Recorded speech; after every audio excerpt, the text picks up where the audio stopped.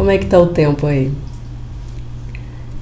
O pessoal aqui da Casa Gaia, no Rio de Janeiro, começa as comunicações nas reuniões assim. Como é que tá o tempo? O seu tempo interno.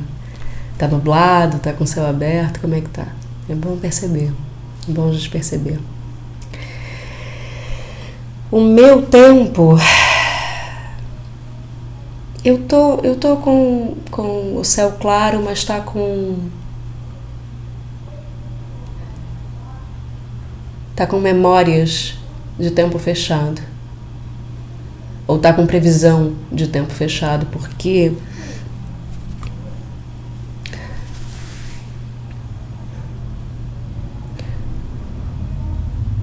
acho que é o tempo de silenciar.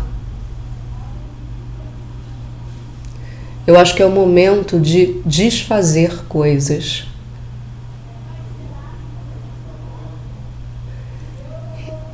Nós falávamos no nosso último encontro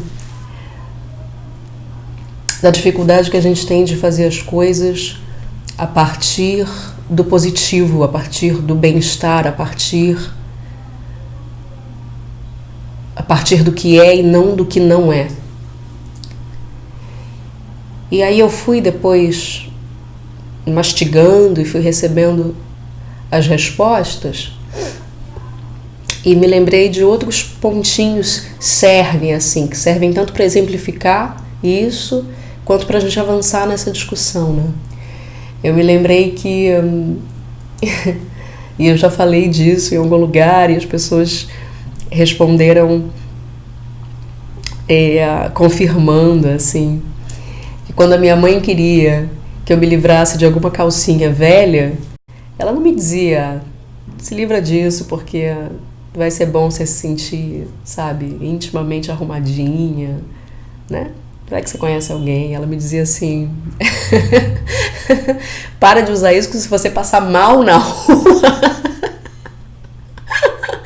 vão te levar para o hospital e vão ver essa calcinha velha. Quer dizer, é a partir de onde, né, que a gente pensa. E toda uma geração de mães falava isso. Toda uma geração.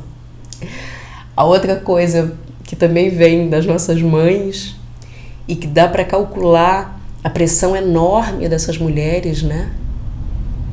E é muito grave isso. Apesar de hoje a gente conseguir rir, é muito grave. Que a minha mãe dizia assim, quando eu era aí criança mesmo, né? Vamos cortar essa unha. E eu dizia, E ela dizia, não, vai cortar sim, porque se você sai com essa se você sai com essa unha na rua, vão dizer que a relaxada sou eu. Aí tem 2 pontos que eu quero muito pegar, assim. Primeiro que eu acho que um dos adjetivos mais ofensivos para minha mãe e para um monte de mães dessa geração, para as mães dos amigos e tal, era relaxada. Relaxada, quer dizer, a mulher não pode relaxar. Eu hoje estou tomando café, né? Porque tá de manhã aqui, eu não rolou chá. Tô tomando café numa caneca de Ogum, feita por uma amiga muito especial do ateliê Dani Ribeiro, para dar uma força mesmo, porque só com muita força.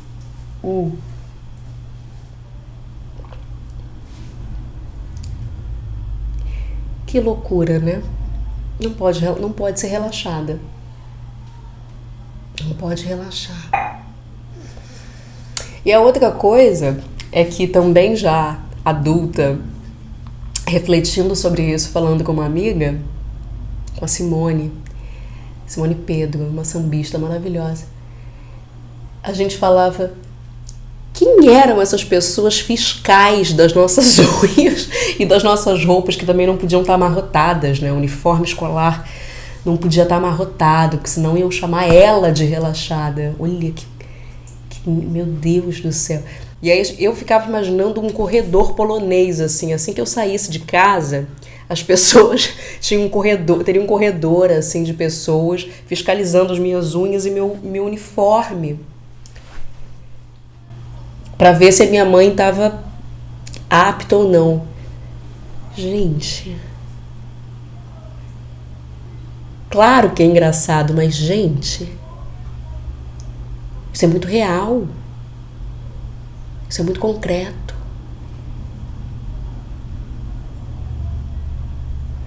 E aí me leva direto pro próximo ponto, que é enorme, que talvez eu vá precisar fazer muitos vídeos para falar disso, porque é uma investigação desgastante, que tem me movido, mas é uma moção assim. Os cachorros dos vizinhos, adoro. Que essa semana foi bonito, aliás, bom esse cachorro latir. Um amigo que tá lá em Alto Paraíso, o Caio de Freitas.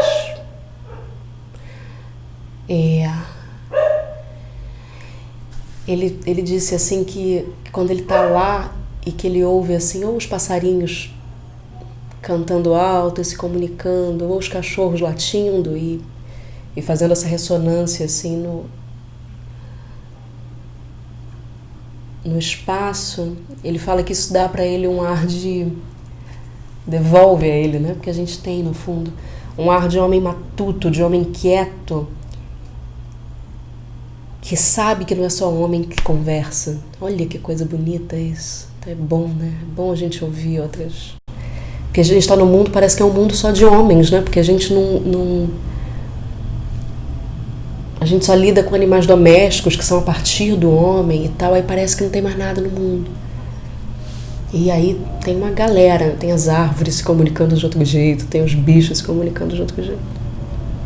Tem as crianças. Voltando.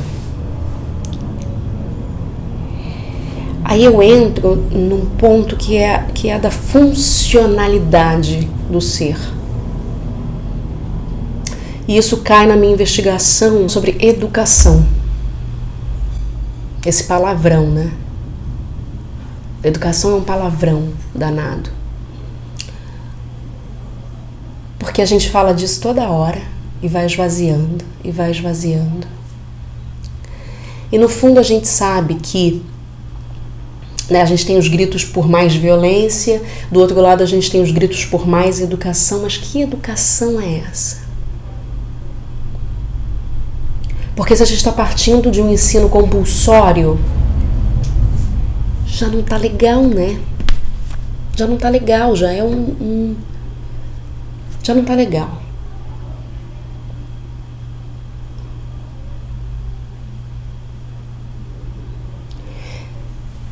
E aí muita coisa pra mim se cruza. Muita coisa pra mim começa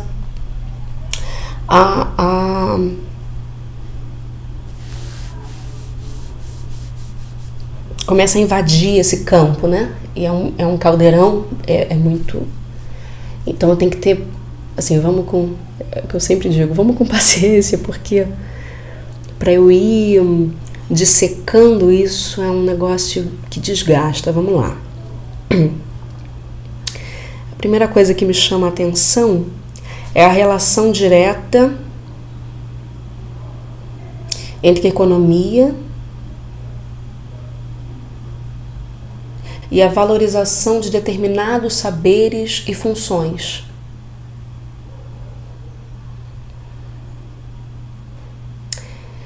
Aí parece que, por exemplo, num momento como o que a gente está vivendo, especialmente se você é pobre, né?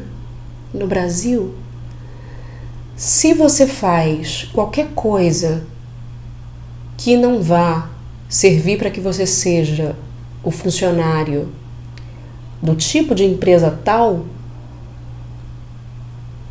não tá valendo, você é vagabundo.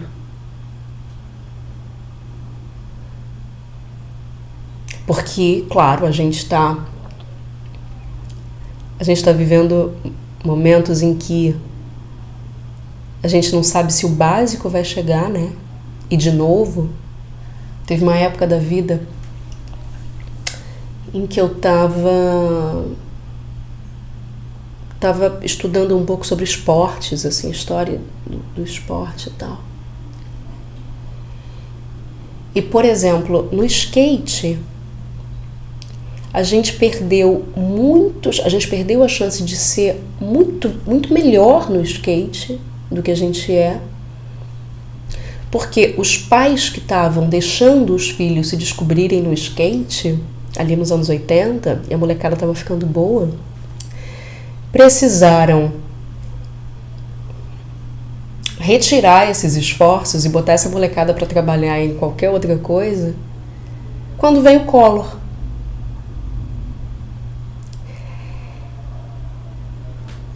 Então a gente hegemoniza tudo, né?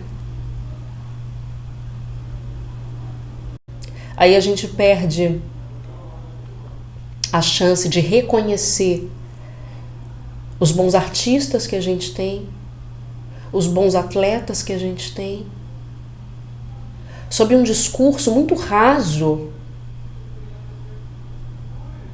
de que o importante é o arroz com feijão.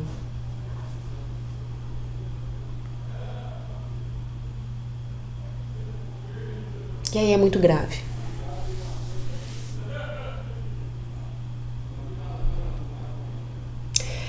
Talvez falte a gente, que também tudo bem, porque o que se falta de um lado sobra em outro. O Brasil tem coisas magníficas, mas já que a gente se baseia tanto no modo de vida dos colonizadores, falte a gente uma noção do que seja uma nação.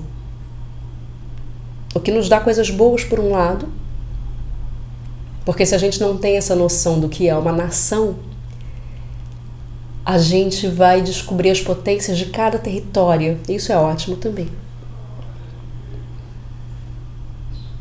Por mais que tente-se definir um discurso uniforme do Brasil. Não é possível, né? Porque é uma profusão de coisas. E aí vamos aproveitar que o planeta é globalizado para a gente entender que posição é essa que a gente ocupa aqui no Hemisfério Sul. O que querem da nossa população?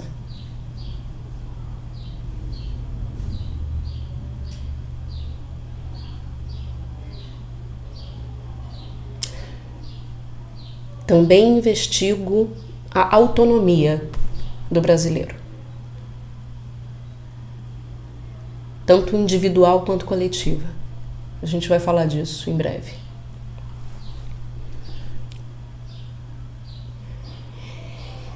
E aí eu fico me perguntando se não está no momento da gente deixar de fazer mais do que de fazer, da gente descomprimir. Na minha experiência, às vezes como mãe também, mas como educadora eu consigo ver nitidamente, né? Toda vez que eu interferi, toda vez que eu fiz alguma coisa, foi pior do que se eu não tivesse feito nada. Então falta a gente deixar um pouco as coisas rolarem. A gente tem que entender quais são os movimentos daquilo que a gente faz de revolucionário e entender quais são os movimentos que a gente deixa de fazer e por isso revoluciona. A gente vive uma era pós-revolução industrial, então a gente começou a se comparar com máquina, né? Então o erro passa a ser aquilo que a gente tem de precioso. O susto, a surpresa, aquilo que não é perfeito, aquilo que não tem contornos tão bem definidos.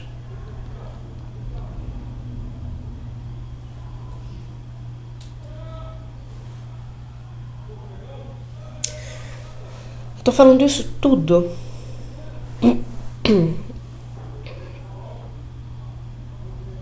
porque o momento é muito grave.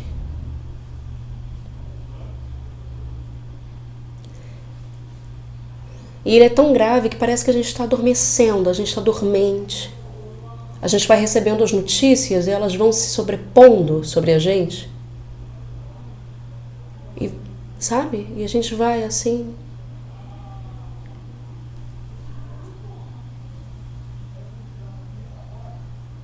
se anestesiando, né?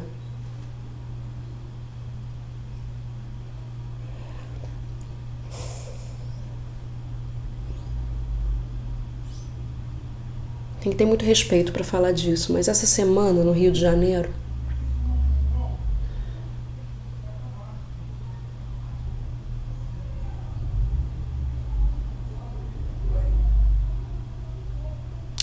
é o seguinte: quando uma criança é baleada,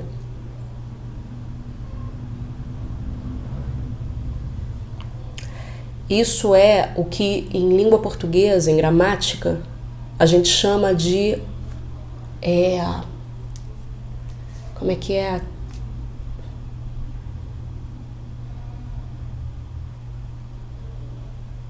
É aquele verbo que não precisa de complemento, né? Não tem que falar mais nada a partir disso.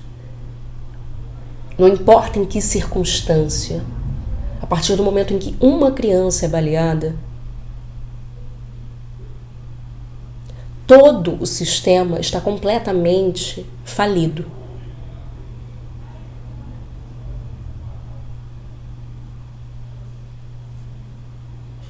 E no Rio de Janeiro não foi só uma. Então, se a gente deixa isso acontecer de novo e justifica, isso não tem mais nome. Isso não tem mais nome. E se a gente finge que não está vendo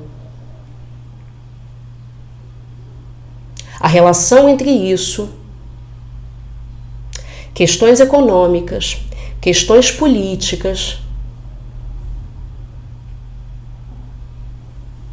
e o cerceamento do indivíduo, da expressão do indivíduo, como aquilo que pode curar um povo, a gente precisa desadoecer e é pra já. É agora. Tolerar o assassinato de uma criança é um tamanho de doença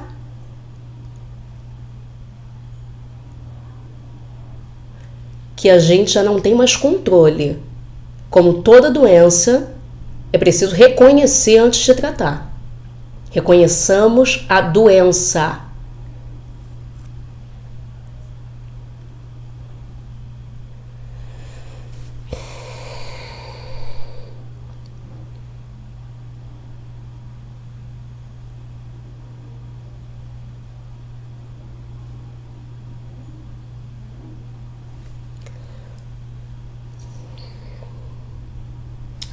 O Matheus Nastergalli diz que o Brasil é um país indelicado. E essa semana eu vi uma declaração de Dona Fernanda Montenegro concluindo, né, que um país em que o teatro vai mal é um país que vai mal. Porque tem um desconhecimento sutil de quem a gente é.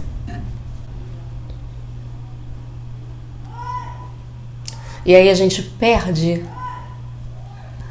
a sensibilidade. E aí se assassina uma criança e não dói mais. Porque a gente foi sendo endurecido para ser máquina. Eu acho que é tempo de silêncios. Não de silenciamentos. De silêncios.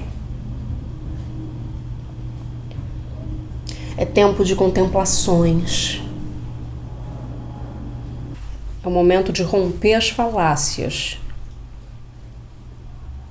as falácias que comparam cultura com outras áreas da sociedade, as falácias, na verdade, que fragmentam tanto o que uma sociedade é. A sociedade é muita coisa ao mesmo tempo. E as saúdes, porque não se trata de uma só, os desadoecimentos, as curas, elas vêm de muitas formas. Elas são físicas, elas são mais sutis, são espirituais, são morais, são mentais. Então a gente tem que ver a que a gente está servindo, porque no momento em que a gente é indiferente, no momento em que a gente está valorizando mais a temporalidade eterna de uma instituição que pretende se perpetuar em detrimento da fragilidade da vida humana, em detrimento justamente do que é efêmero, tem coisa errada.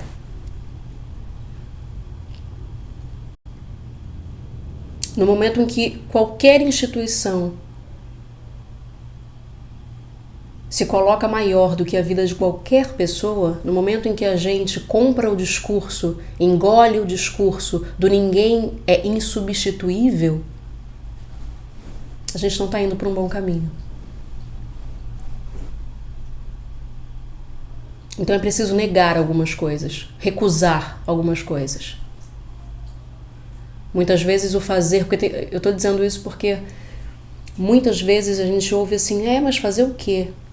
Às vezes a gente não precisa fazer, mas a gente precisa recusar algumas coisas. Para finalizar esse conteúdo mais denso, virão outros mais densos e também virão outros mais leves, não precisam se assustar. Finalizar esse vídeo verde de cura. Queria falar sobre duas coisas rápidas.